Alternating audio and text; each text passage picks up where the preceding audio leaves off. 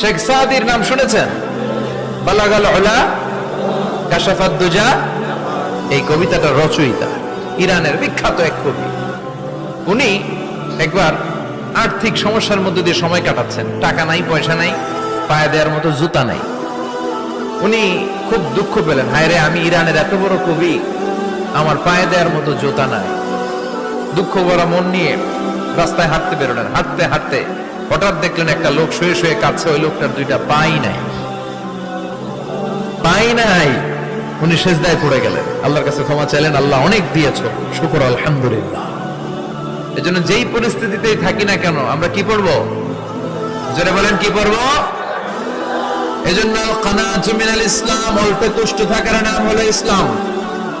সম্পদ লাগবে কিন্তু সম্পদের পাহাড় লাগবে না, ঠিক কি না? অল্প খান, অল্প পড়েন, অল্প জমান, অল্পের ভেতরে বরকত ঢুকায়া দিছে কে? দেখবেন যাদের সম্পদ অল্প তারা সুখী বেশি। জরিপে এটা দেখা গিয়েছে, অনেক সার্ভেতে এটা এসেছে, যারা সম্পদশালী এরা দুঃখী বেশি, এদের দুঃখ বেশি, টেনশন বেশি। খুব স্বাভাবিক, টাকা যার বেশি রোগ তার বেশি, টাকা যার বেশি টেনশন তার বেশি, টাকা যার বেশি ঘরে শান্তি তার কম। আছে না নাই?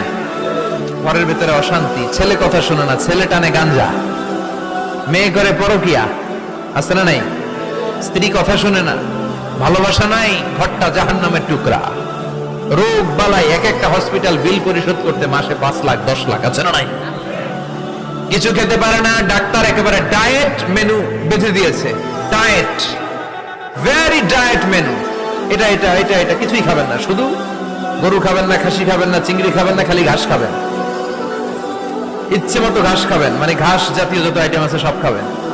শাক খাবেন, সবজি খাবেন, সালাদ খাবেন। গরু, চিংড়ি, মুরগি, গোশত, ইলিশ কিছু খেতে পারে না। তাহলে রোগ বেশি, খাওয়ার মজা নাই, ঘরে সাংসারিক শান্তি নাই, খালি ব্যারাম আর ব্যারাম, ঠিক কিনা? কিন্তু সম্পদের পাহাড় গড়েছে।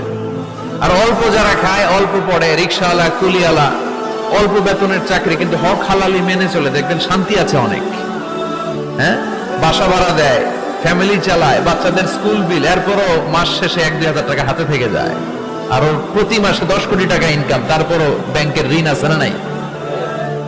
সুখ কারে বলে? কিভাবে আপনি সুখকে ডিফাইন করবেন? সুখ তো টাকায় কিনা যায় না, শান্তি টাকা দিয়ে হয় না।